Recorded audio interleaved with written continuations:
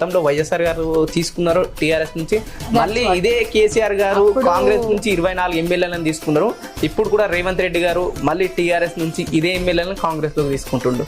ఈ ఒక్కొక్కసారి అసలు ఒక స్టేటస్ లేకపోతే నేను ఉండలేననే పరిస్థితిలో ఉన్న వాళ్ళు ఏం చేస్తారంటే, నిజంగా తెలంగాణ మీరనుకున్న డెవలప్ అయింది అనుకుంటారు. ఎందుకంటే చాలా వరకు తెలంగాణలో రోడ్ల పరిస్థితి ఇంకా అధ్వానంగా ఉంది, నిరుద్యోగ సమస్య ఉంది, దళిత బంధు కానీ మీరు ఇచ్చిన పథకాలు అట్లనే ఉన్నాయి, ఆ ఉచిత విద్య కానీ ఇంకా అలాగే ఉంది. చాలా వరకు గవర్నమెంట్ స్కూళ్ళలో చదువుకునే పరిస్థితి కూడా లేదు. పిల్లలు అసిస్టెంట్ ప్రొఫెసర్లు కావచ్చు, లేకపోతే మెగా డిఎస్సి లాంటి ఉద్యోగ సమస్యలు కావచ్చు, జీవో 56 నంబర్ సమస్య కావచ్చు, లేదంటే జీవో 45 నంబర్ పోలీసు ఉద్యోగాలకు సమస్య కావచ్చు. ఇలా ఇన్ని సమస్యలు పెట్టుకొని ఇంకా తెలంగాణ అభివృద్ధి అయిందని ఎందుకు బీఆర్ఎస్ పార్టీ పదే ఇదే చెప్పుకుంటూ ముందుకు వస్తుంది. కానీ ఇంకా ట్రాన్స్కో జెన్కోలో కానీ ఇంకా బకాయిలు ఎందుకు ఉన్నాయి అంటే 6 రూపాయల నుంచి డబుల్ గా అమ్ముతున్నారు.